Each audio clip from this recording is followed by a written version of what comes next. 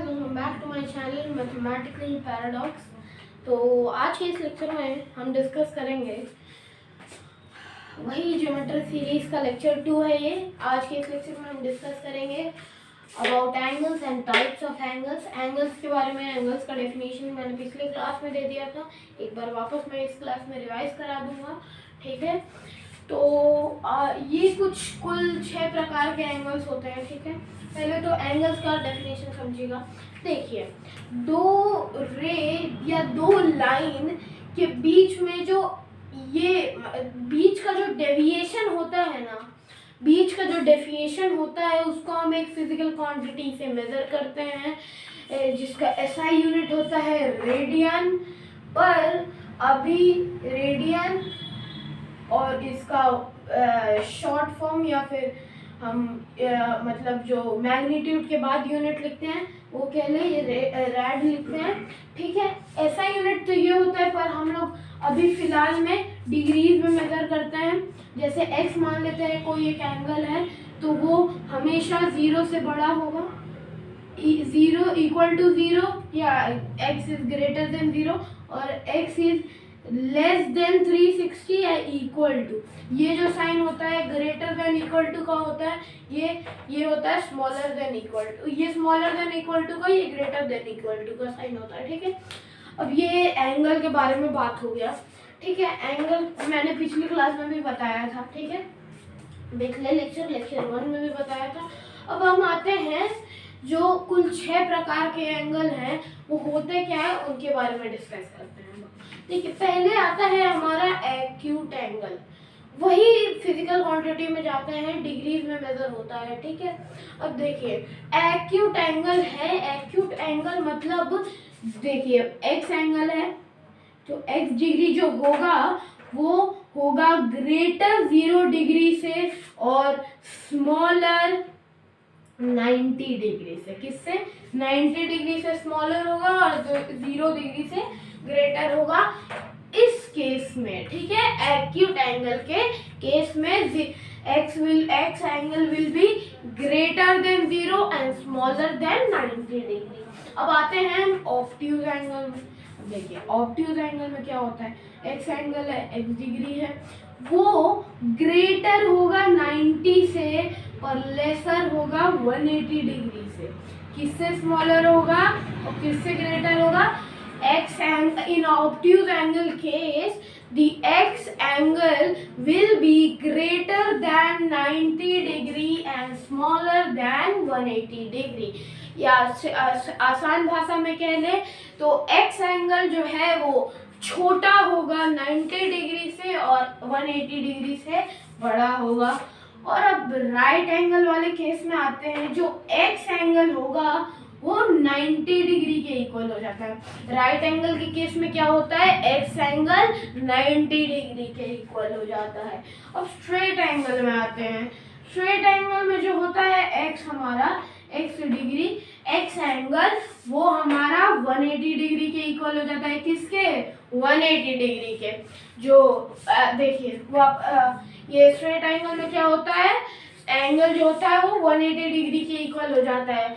अब हम reflex angle में आते हैं। रिफ्लेक्स एंगल क्या होता है, ये कुल 4 एंगल तो आपने सुने भी होंगे। ये रिफ्लेक्स एंगल बता देता हूँ मैं। अब देखिए, रिफ्लेक्स एंगल जो होता है वो ग्रेटर होता है 180 से पर लेस होता है किससे? 360 से, ठीक है। ओके, इसको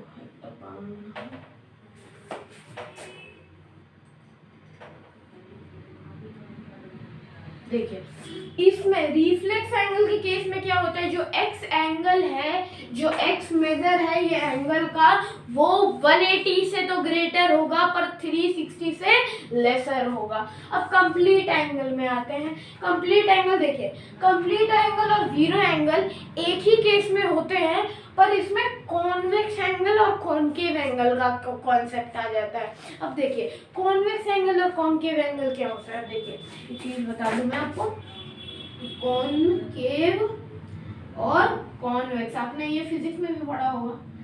बेसिक डेफिनेशन आप देखिए, कॉन्वेक्स में क्या होता है। देखिए, जैसे ये इसमें जो है, इसमें आपका रिफ्लेक्स आ रहा है और इसमें आपका ये रिफ्लेक्स एंगल भी आ रहा है और एक्यूट एंगल भी आ रहा है, ठीक है। तो अब देखिए रिफ्लेक्स एंगल में क्या होता है बता देता हूँ। ओ एक चीज मैंने इधर गलती ले लिया, सॉरी, रुकिए। रिफ्लेक्स एंगल जो होता है वो 0 डिग्री से ग्रेटर होता है, सॉरी, ठीक है, 0 डिग्री से ग्रेटर होता है, सॉरी, 0 डिग्री से ग्रेटर होता है। अब एक्यूट एंगल के केस में देखिए, एक्यूट एंगल के केस में दो तो एंगल बन सकते हैं, एक एक्यूट एंगल बन सकता है, एक रिफ्लेक्स एंगल बन सकता है। अब बाहर की तरफ देखें तो क्या ये रिफ्लेक्स एंगल बन रहा है, ये केस को फॉलो कर रहा है, ऑब्वियस सा बात है। देखिए ये हो गया रिफ्लेक्स एंगल, ये हो गया एक्यूट एंगल। हमेशा हम कॉनकेव एंगल के बारे में बात करते हैं पर कुछ क्वेश्चंस में दे दिया जाता है कि बाहर की तरफ है तब ये लिया जाता है, ठीक है। देखिए कॉनकेव मतलब रे के जो अंदर है, रे के अंदर एक्स है तो ये कॉनकेव एंगल हो जाएगा। अब रे के जो बाहर है, ये लाइन के जो बाहर है, ये वाला पार्ट ये हो जाएगा हमारा कॉन्वेक्स, ठीक है। तो इसमें जो है ये वाले ये दो लाइन है, एक लाइन इसको मत समझिएगा, एक के ऊपर दो लाइनें हैं, ठीक है। इस केस में हम कॉन्वेक्स में देखें तो ये 360 डिग्री बन रहा है। क्या बन रहा है? 360 डिग्री, जो कंप्लीट एंगल होता है। अब एक और केस ले लें। अब इसमें कॉनकेव वाले पार्ट में देखिए, ये अंदर वाले दोनों लाइन के अंदर वाले पार्ट में, तो x जो होगा वो 0 डिग्री के इक्वल होगा। ये होता है हमारा एंगल का कॉन्सेप्ट। इधर मैंने एक मिस्टेक कर दिया था, उसके लिए माफी चाहता हूँ, ठीक है। ये रिफ्लेक्स एंगल x जो होता है एंगल वो 0 डिग्री से ग्रेटर पर 360 से स्मॉलर होता है, ठीक है। आइए अब इसको एक बार रिकॉल कर लेते हैं। अब देखिए एक्यूट एंगल जो होता है वो एक्स एंगल जो है, एक्यूट एंगल जो होता है वो 0 से ग्रेटर और 90 से स्मॉलर होता है। ऑप्टिक एंगल जो होता है वो 90 से ग्रेटर पर 180 से स्मॉलर होता है। राइट एंगल में 90 डिग्री के इक्वल होता है। स्ट्रेट एंगल में 180 डिग्री के इक्वल होता है। रिफ्लेक्स एंगल में 0 डिग्री से तो ग्रेटर होगा पर 360 से स्मॉलर होगा, ठीक है। इसका मतलब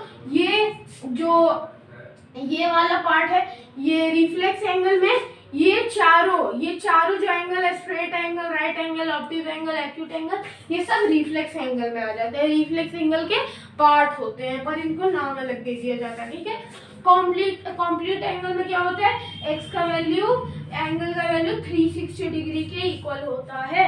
और फिर 0 एंगल में, उसी केस में, कंप्लीट एंगल वाले केस में अंदर कॉनकेव एंगल की तरफ देखेंगे तो वो 0 डिग्री हो जाएगा। कॉन्वेक्स एंगल क्या होता है, जो दो लाइन के बाहर वाला पार्ट होता है उसको हम कॉन्वेक्स एंगल बोलते हैं। जो बाहर वाला एंगल होता है उसको कॉन्वेक्स एंगल बोलते हैं, और जो अंदर वाला पार्ट होता है उसको कॉनकेव एंगल बोलते हैं, ठीक है। ये होता है हमारा एंगल एंड टाइप्स खत्म। यहाँ पे इससे ज़्यादा कुछ है नहीं। फिर अगले लेक्चर में supplementary, complementary, vertically opposite angles के बारे में, ये सब के बारे में डिस्कस करेंगे, ठीक है। लेक्चर 2 था ये। आज के लिए बस इतना ही। Thank you.